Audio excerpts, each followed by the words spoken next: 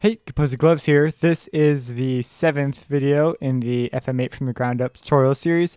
And today we are going to be talking about the Arpeggiator in FM8. So to get started, there are a bunch of settings. There's global, mode, tempo, expression, and then we have this matrix right here that allows us to create our sound. So right off the bat, you have the ARP at the top. If you go to master, you have an ARP here with your internal clock, but it's been synced to my external, to the dock, because it's running in plugin mode. And so you can turn it on here as well, and you see all those settings will reflect the change there. And you can set up some arpeggiations as envelopes, just like how you can with the effects. So go watch effects part 1 if you want to know how to do that, because it's the same principle. This does the same stuff. So there's just a bunch of presets here that you can use. So let's go over here to the mode. You have hold. So hold is an envelope setting, and that is you push a note, and I just tapped it and it just stays down. And if you hit be quiet. If you hit multiple notes at the same time, so if you hold down one note and add more notes, they'll be added. And if you hit a note after that, like one note, it'll just reduce to that one note. Like so, here's one note, here's more, here's one more. So hold is a cool option, and then you have down, which refers to the note that you push. So this arpeggiator has to pick a first note to play, and it can pick your highest note or your lowest note as the first note that you play. If you hit down, it starts with your highest note. If you don't select down, it starts with the lowest note you hit.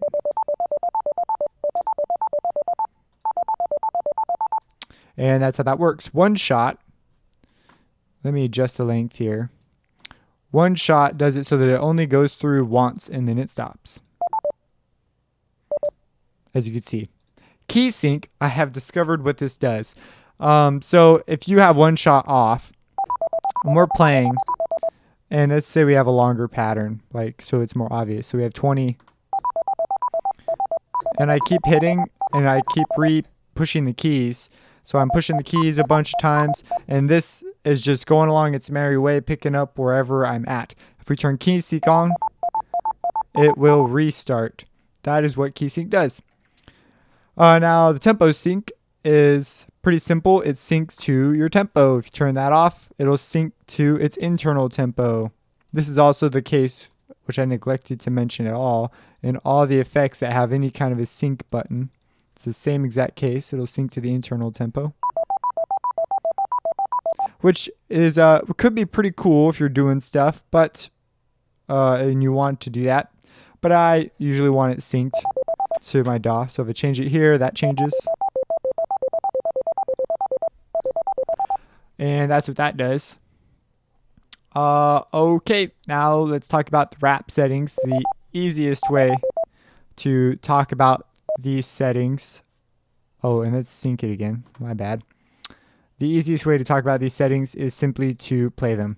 So this changes the order of notes. So on an arpeggiator like this, you see we have our note order right here. And it's going to take data in according to how we've set it. So right now we've set it so it'll take the lowest note as the first note.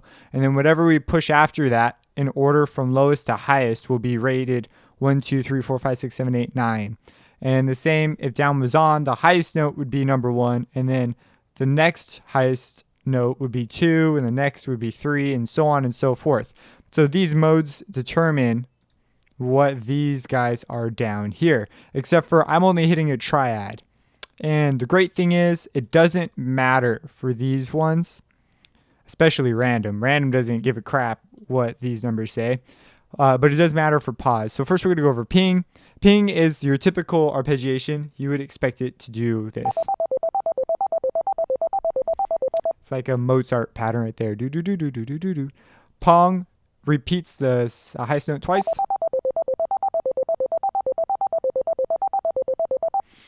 Rap it goes up and then pops back down to the bottom, goes up, down to the bottom, so on and so forth.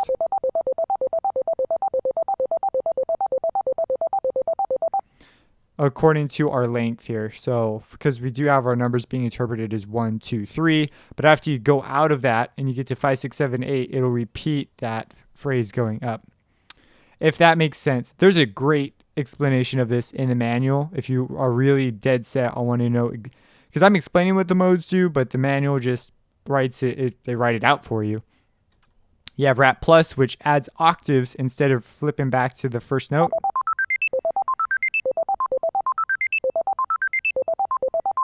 And you notice that does a do do do do do do when it reaches the end here and it has to restart and we get the note value 1. That was what I was trying to explain, if that made any sense. Rap goes down as opposed to up, so it jumps down to the bottom notes. All right, so that's what rap minus does. Rap plus, rap minus. You have last, so it'll play our notes and according to however we set the down. So it'll play our lowest note and then go up to the last note, which would be the highest note because of the way we've set up down. And we'll just play that until it gets another command to play the first note, which we have been giving it 1, 1, 1. So, and then first plays the first note once it goes through our arpeggiation. And then if the value is not assigned to a note, if we're not hitting 4 notes or more, then it will go back to first. And that's what first does. Now your polyphony could become important at this point. Like I have it on 8 because I just never changed it back. But just so you know, your polyphony could mess up your arpeggiation. And so we also have this random, which is it just does whatever. Just hits things in a random order, and then you have pause. So it'll hit, I'm hitting a triad, so it'll play 1, 2, 3, and these values are not assigned, so it just won't play anything. And that is that. So let's move over here to the tempo knob. I already explained the tempo thing right here about the sync. You can change it all you want. It'll always go back to the sync as long as sync is on. You have your ratio. So these are 16th notes. Let's change this back to ping. And you have quarter notes, half notes, 30 seconds. You know, whatever floats your boat. And of course, this is all relative. You have triplets. If you don't know music theory, this is 99.9% of dance music, which I assume you're probably making, or some variation on popular music, is in 4/4 time. Some of it's in 3/4. Most of it's in 4/4. And triplets, so normally it's 1 and 2 and 3 and 4 and 1 like that, but triplets go triplet, triplet, triplet. So it'd be cool to have a triplet in there. But as you can see, it plays triplets, and then dotteds are a little different. They're like the in-between between triplets and common time. They're like the thing that happens in between.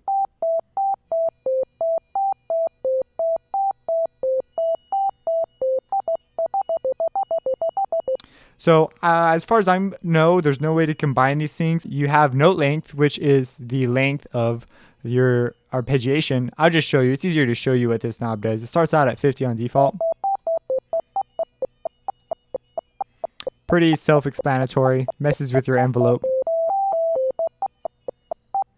And then you have shuffle, which basically, if you're into like, let me think, Elvis had a lot of shuffle bass in his stuff, but I'll show you what it does as well.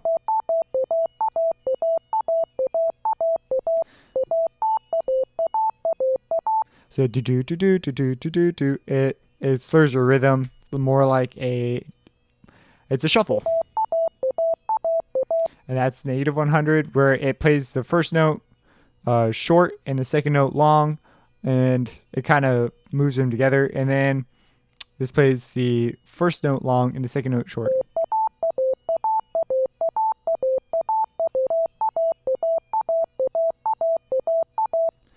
So that's what that does. Then you have this expression section over here, and you'll see we have this velocity you can turn on and off. When velocity is on, now I need to put a disclaimer out here real fast. My MIDI controller is not velocity sensitive, so I do not know if this is how it works, but I believe this is how it works. This sets when it's on to a flat pitch, so it does not respond to your keyboard's touch sensitivity, so that you get a very static sounding. I think everything's the same volume level, and then you can adjust what the accent volume would be. So if you were to hit it harder, it would go to this volume second. Not sure if that's right though, but just so you know, that's what I think that does. Drop it in the comments if I'm right, or if I'm wrong, tell everyone the correct information. We have this split over here. If you turn that on, we'll turn this off first. If you turn it on, then you're splitting your keyboard so that only part of your keyboard arpeggiates and the other part plays a straight tone. So right now I have the upper end play the arpeggiation, but the lower end does not.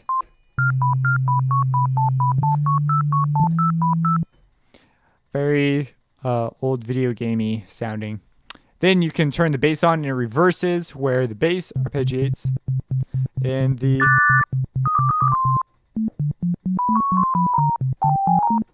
bass arpeggiates and the top end does not. And then you have this learn function. You can click that and hit a key, and boom, it changes where that split happens, if you so desire your keyboard to split. And again, this could be used in your host sequencer, I believe. Let's find out real fast. Let's turn it on. Go to the piano roll. Yep, works in a host sequencer as well. All right, now we're just going to cover the matrix, and that's the last of it. So you have these movement icons here, and you have this length. You just grab and adjust the length just by so. So we're going to make it 8 bars, 8 beats long, according to our ratio, and you can move it over. That was a horrible way of describing that. You have this 8. Pay attention to that 8, because it's the only thing that really changes. If you push it over, boom, it gets pushed back to the beginning. It does not matter what is on this side. This is the only stuff that gets moved. And you push it over again, it moves it. And that's pretty much what this does. It just moves your entire sequence over one.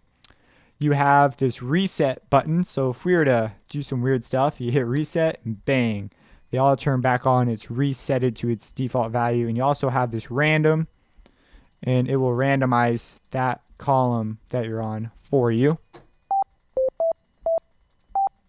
So those are options if you so desire, and they're on every single row, and they work the same for every row. You have this tie option, which ties the notes together.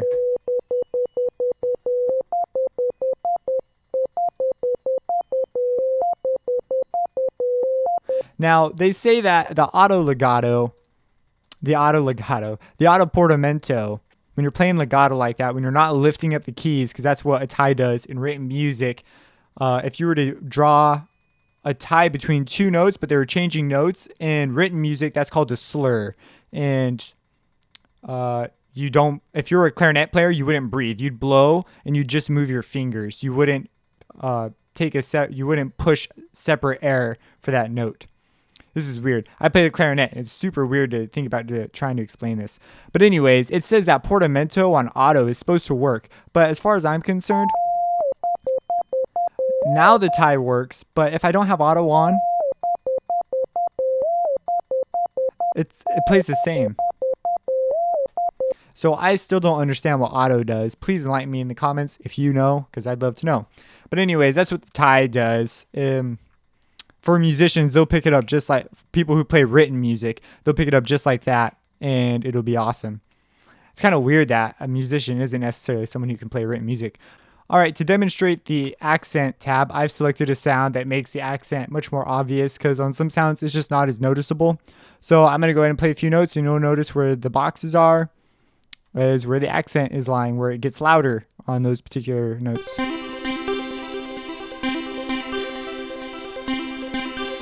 This would be useful for, say, a mono. If you're making a really a groovy bass line, it could be very useful.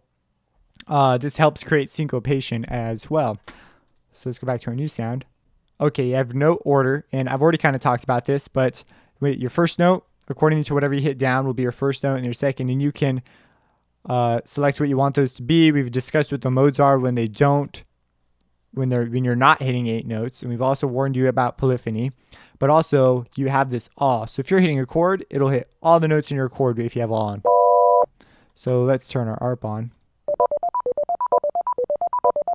As you can see there. And they also have a random, and it'll just select random notes if you aren't using random on here.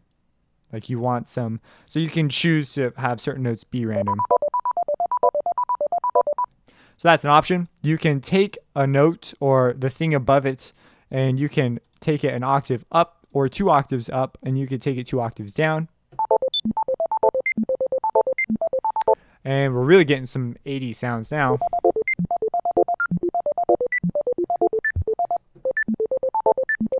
And then you can also transpose it if you wanted to. So you could transpose your first step up a 5th.